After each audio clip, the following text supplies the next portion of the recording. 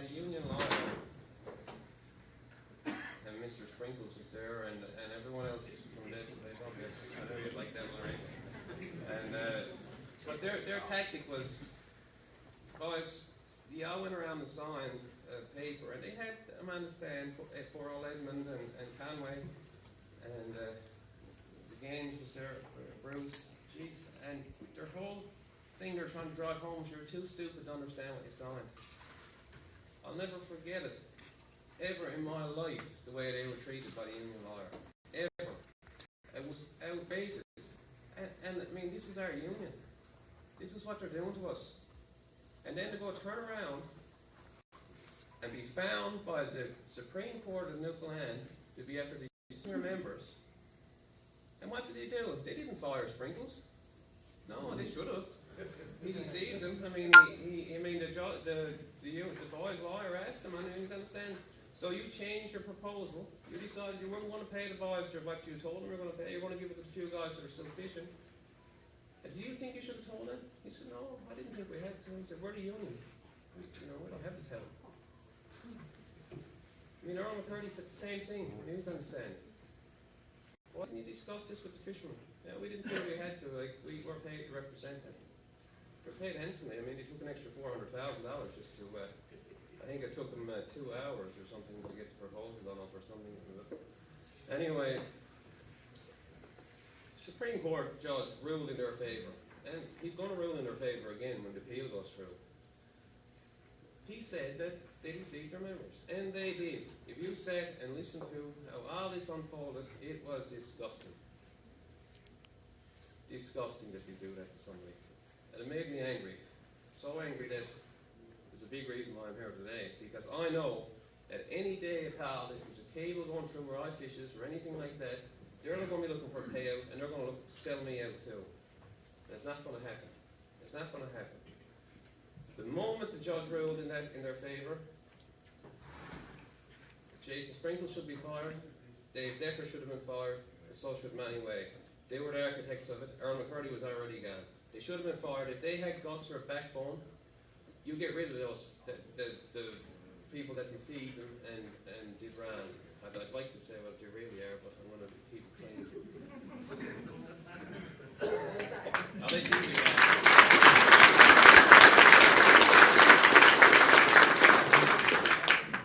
So we're here today, and we're putting a name to this madness. I mean, every time we turn around, they're charging us 2 cents a pound per cod. We got our Tuesday 3KL cod fishery opened up. We're a bit different than you guys, but basically they took our IQs, they stole them on us. Now they have us on a weekly limit, and they control them when we can land, and all this old crap. If you want to support outside buyers, there's no one there to buy the fish. Clients aren't ready for it. You only had 25 years to get ready. Well, I guess it wasn't long enough. So, here we are. We're paying 2.2 cents a pound that FRC licensed to steal, like the sign says back there, so they can pay it back into their partners for travel. I mean, Lord God, man, we just drove past the island. I mean, it costs $100 or so, but my God, like $800,000 a year is, did you ever heard of a phone or conference calls or, So, turns out now, the dirt keeps coming, right? It's going to keep coming, and this week there'll be more come out. It turns out now that they also have this quality program going on, this so-called quality program. When our fish gets landed, we pay 2.2 cents up front. Then it goes to the plant. It gets graded by the plant. The plant grades, the plant pays for the grade. Then the union charges another cent to have a monitor to watch the grade. So I called the plant and I said, is this true, but is there another cent levy on our card? He said, yeah. He said, yeah, they're supposed to have a liaison there to check, to make sure the grade has been done properly, but we haven't seen them this year. So, just to give you an example, I mean, last year there was a lot less cod landed, but there was around 20 million pounds landed last year. They made $200,000 off that 1 cent levy. This year there's going to be like at least 40 million landed. I'm not quite sure. I mean, they won't tell us anything about the cod proposal, so we don't know how much. I mean, there's a proposal gone in, and we have no idea what's in it. What's the plan? We don't know going forward. All we know is they stole our IQs. and we try to put us right back down there underneath that stage, underneath the dirt that he thinks we are, like we were way back when we were under the merchant ton, because he thinks we're not smart enough to look after our own interests. But that's going to stop. That is going to stop. And I think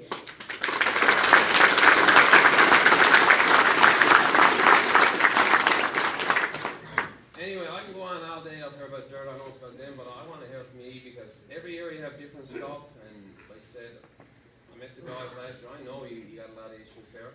But I guarantee you one thing. The new union is going to listen to you. The new union will listen to you. They'll have meetings. They're not going to say we're here and there in secret meetings with 3 or 4 other guys that are there kissing their arse. We're going to listen to everyone. That's what we need. So I'll hand it over here to Richard, and I look forward to hearing from you guys. And the women, please get up, speak, and let us know what you think. Thanks.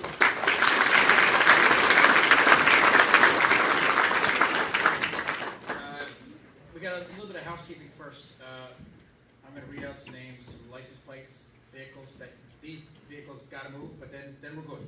And you can park in the church. There's a white Ford HZC 532. There's Crane's Legacy, I believe, CSK 102. There's a black GMC CWR 543. There's a white, I'll get my old one. There's a white license plate is CWB 2Z0. There's a blue Ford CXM 218. There's a red Sierra CS2 218. There's a black Silverado CWJ 37Z. There's a red Dodge CBW 372. There's a gray Silverado CSV 851 and a gray Silverado, another one, CWB 457.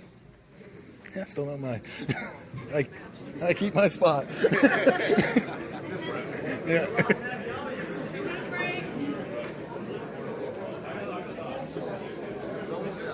Well, I tell you, Richard just mentioned that Keith Sullivan was on TV last week or the week before, and he described this as a vocal minority. Well, I tell you what, when you got a Legion this blocked, and you got the RNC outside patrolling the cars, boy, this is more than a vocal minority.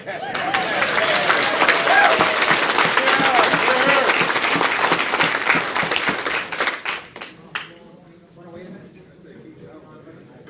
Okay, a lot of people know Richard Gillett from Twillingate. Now, Richard, he's pretty well known all over Canada because he's on Coldwater Cowboys, and he's a good man. But I tell you what, Richard spoke last week at the news conference.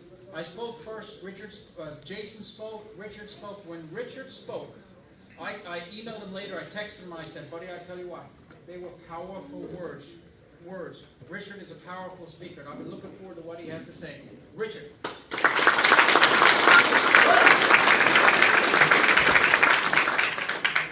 Thank you, Brian, for the opportunity to speak here today. Like Brian just said, we were at the news conference. There was only 4 of us. My wife was there where she's a fish harvester. Brian was there. Jason was there as a fish harvester and myself. And the next day, Mr. Sullivan came out and said the big thing, that we were only a vocal minority. And as you could see, like Ryan said, we got downtown Corner Brook shut down, RNC out there going around. We got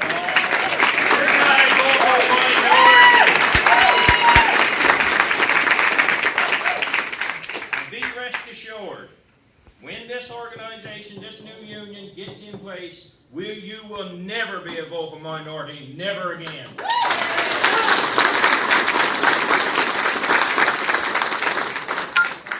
Because I'm up here now, I feel strongly about the fishery.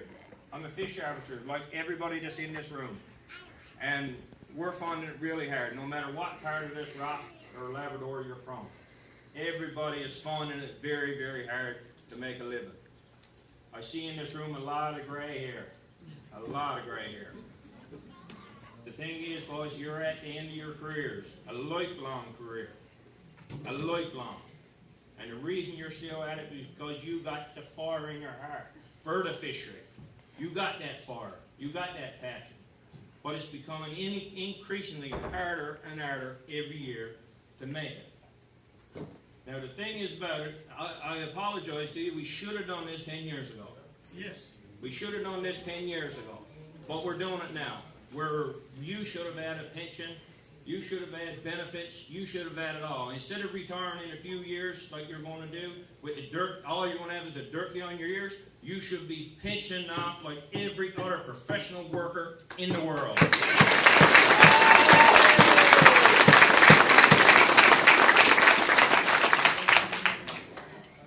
And I'm going to give you just a little bit of an overshot of what we're going to offer in this new organization. I could blanketly say we're not going to do anything that FFAW is doing. That's one thing I will tell you. But the first thing we're going to do, we're going to put the focus back on the fish harvesters. We're going to put it back on the fish harvesters from the federal government, the provincial government, or NELCOR, whoever got to have any dealings with the fish harvesters in Newfoundland and Labrador. We're going to represent you, and we're not going to be tied to nobody, and we will solely represent the fish harvesters of Newfoundland and Labrador.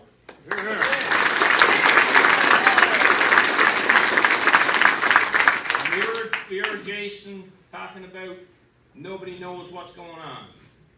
Like this cod proposal, it's one of the most important announcements in the last 25 years of the cod fishery, the ground fishery.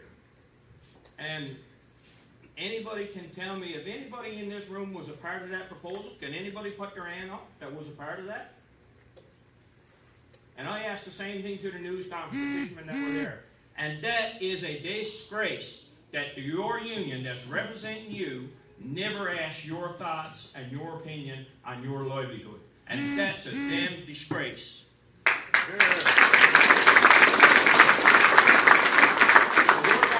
we're going to be transparent.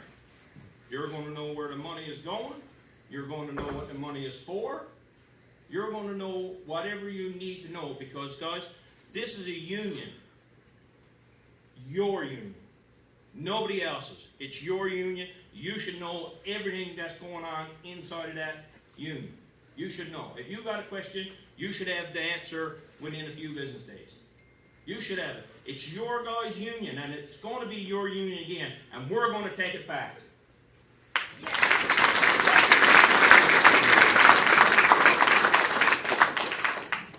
And also, we're going to have consultations. We're not going to do these backroom deals. We're not going to have meetings with 2 or 3 guys there that's union representative sucking up to the union.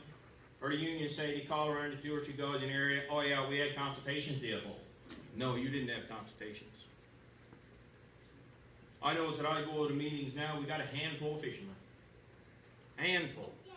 And I say, when I come home, I say, boys, why wouldn't you do the meeting? Oh, but it's no good to go. It's no good to go, boy. The decision's already made. Right? And you guys have come up against that in your own dealings, time to time. And it's got to stop. You got to take this fishery back. You ain't only got to think about 5 years, 10 years, 20 years down the road. We need this fishery here another 500 years. This is what we want.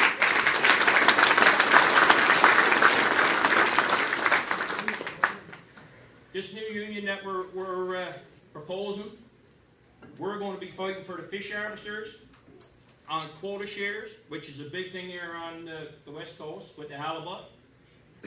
If we get in, I can tell you right now, we will do everything personally possible to stop a boat from another province coming off Newfoundland waters, and you can look out the picture.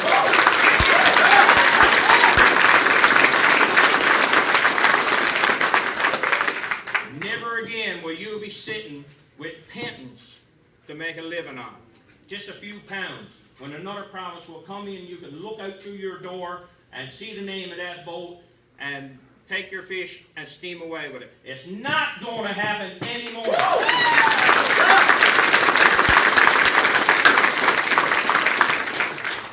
Now, like Ryan said, this is a monumental task.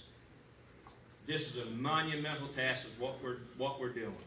You're up against a well-financed, well organized, and with a staff of unreal. But by the way, it's paid by you. That they will fight against you with your money. Okay? So, you know, we need everybody together, and I can tell you guys, thank you from the bottom of my heart to come out here to show us that we have your support. It really means a lot that we've fought on this for months. We wanted to make sure we've done our due diligence. When we come out to a crowd, our fellow fish harvesters, that we can tell you what it is. And we need everybody when this starts to help us to get this done. And I'm going to tell you guys, this is the last kick at the cat. This is the last kick at the cat. I can tell you, the power that they're getting right now and the arrogance that they got, if this organization don't get on the go, where the support now is starting to get beyond it, we're getting legs and we're running. If we don't do it, God help you after that. If we don't do it. Because you're getting told now when to go, when to come, how much money we're going to take from you, everything like that. You know, you're getting told that right now. So imagine when they get to a point of have nobody to police them, nobody to say anything. You're going to be ruined, guys. You're going to be ruined. And all these fees got to go. These fees got to go. You got to start making money. And that's the bottom line. Money. That's why everybody is in this room right now, so they can stay on this rock, that they can make enough money to make a living and be proud and go around with your head held high. That's what we want.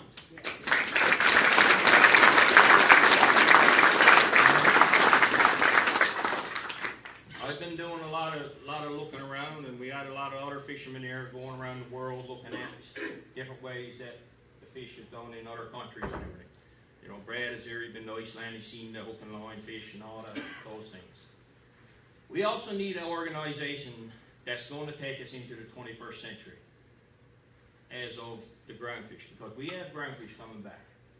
And we need an organization that's going to bring us at the top of the world market as regards to the market-wise, the commercial quality of it, so that the fish harvesters can reap the benefit of it. You can get the price. We need organization. The FFAW has lacked in that capacity. We need leadership that will get us to that top price, and we can make a living. Not with a lot more fish, but with a lot more money. And that's what we need. Yes.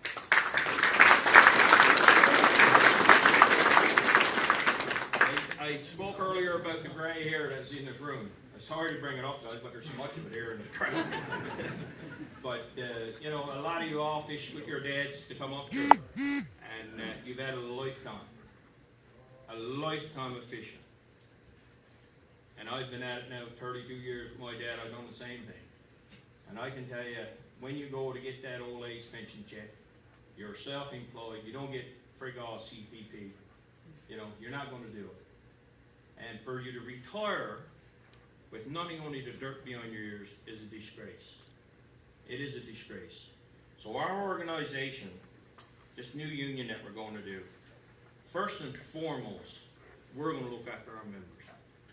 You should have had a benefit plan years and years and years ago, guys, where you would have retired with dignity and a pension when you wanted to. The unfortunate thing about it is now, there's some people that's retired and still can't stop fishing because there's not enough money. And that's fact, guys. That is fact. And it's a dirty disgrace that this FFAW is bringing in millions and millions of untold dollars, and they're putting science in front that DFO should be doing, mind you.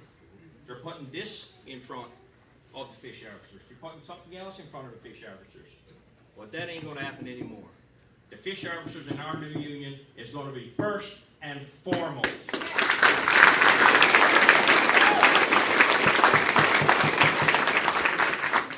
Now the chaos, I can tell you now, the chaos that this union has done in this fishery, it's unbelievable.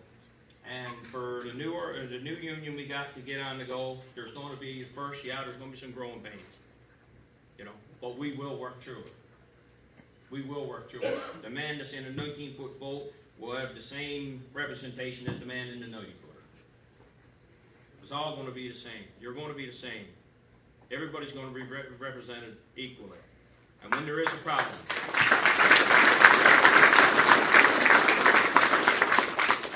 problem, now we got to realize, guys, there's different sectors, and there's always going to be different sectors. No matter what the future brings, there's always going to be your small boats, your big boats, your middle-sized boats, and each one of them is going to have their own set of problems. But we are willing, and we will work through the committees and the representation of the fish harvesters themselves to get those problems taken care of. And God knows there's a lot in this fishery, I can tell you. So we will, just to give you a little bit of oversight about what it is, and guys, Jason and Ryan especially, you've been taking a few personal hits in the media and things like that, but I can tell you, he's doing a lot of work behind the scenes. He's doing a lot of work for us.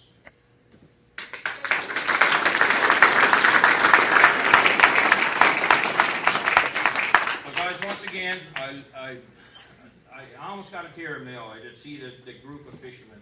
Like, I've never seen in the last 10 years a group of fishermen together with one common ground, is what I see here today. It's unbelievable. And again, thank you for showing up, and we will, with your guys' support, we will make this come true. Thank you.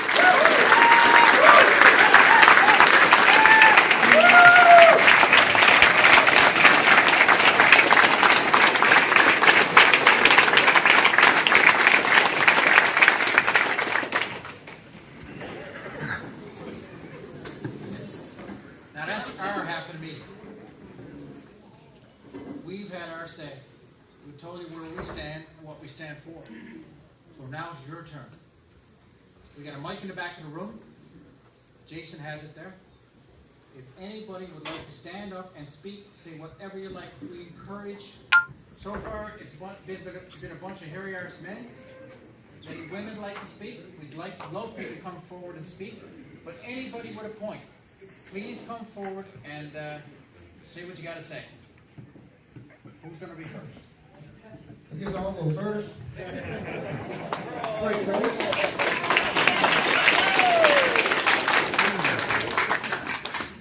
Well, I tell you, I had a lot of butterflies in my stomach on the way out here today, whether everybody's going to show up or not.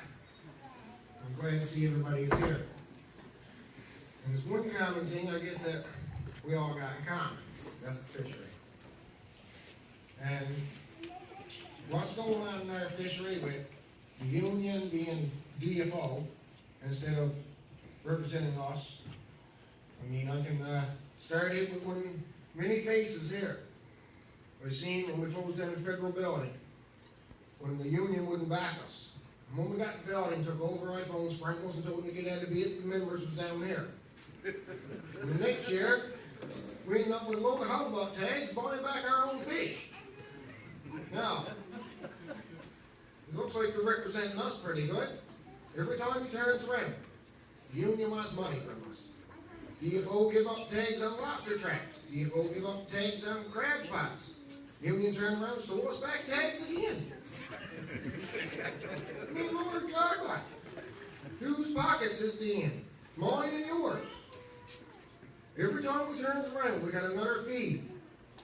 Everybody's everything. I mean, we're no stranger to cats. We all got a little cod cat or whatnot. Why do we need to be buying our halibut back? Why are we fighting the union because it's blowing today and you give us a 2-day fishery? Oh, well, you never got it. Well, too bad for you. I had tells about the halibut. I swapped my boat. I phoned the union and said, can I get another day? No, boy. Too bad for you. It's too bad, yeah. It's too bad that all of us fellas got to be here trying to make a living. Well, every time we turns around, we're being regulated to death. More and more and more regulations. And it's not right. We watch another province come over here, clean out our turbot stock. Now we're over here cleaning up our halibut. And what do? Nothing. Go in the union, nothing to do, he said. Yes, another crab. Here we is, crab quota, no crab to catch. Imaginary line right there, millions of pounds down there. All belongs to another province. But these poor signers with the crab pots board have got to go to DFO and get a piece of paper for going across the Quebec zone. Wicked. They can come right on in the beach. Where are our fishermen that's in the beach and they board boats? Where's they at? Starving again. Nothing makes any sense with this union anymore. Nothing. I've sat on the council for 6 years. And every time I've seen a new face come in and sit down to the table, this lady just moved from the DFO and joined the union. And over here there's one sea and one ocean and all this here. All big oil companies. They're all in now sitting down at the table. What in the hell is these people doing in our meeting? Why? Because the union's in cahoots with them. You scratch my back and we'll scratch yours. Here, like I just said, it's just the way it goes. And you can look at what happened with Nalcor and the union, which Jason has brought up. I was there. They turned off our stomachs to see. A man get up and lie on the stand. Nalcor tried to lie for him. They got caught. Sprinkles got a trip down to Boston. And we're all still here. Them fellas are running around with our dollars. And it's time for us to get up and stand up. And we got to get rid of this. If not, man, I'm going to tell you, we're in for some sorry days in the next few years. Thank you.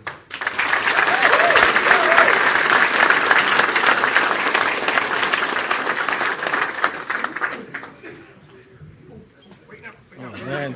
Boys, one more thing, sorry. If you've got $5 in your pocket, put it in a hat or something to pay for these fellas gas, mileage, and their grub that they're eating. I mean, this stuff don't come cheap. We all know, we all drove up there what it cost us. $5 each to help them fellas with their gas. It's the least we can do.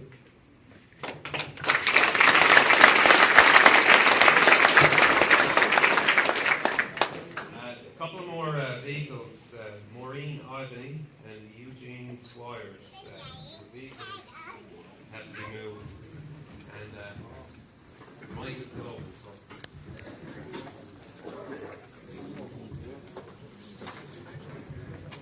Today, guys, almost the other land. Come today to support the young boys on stage, Ryan, Richard, Jason, and served on the union committee.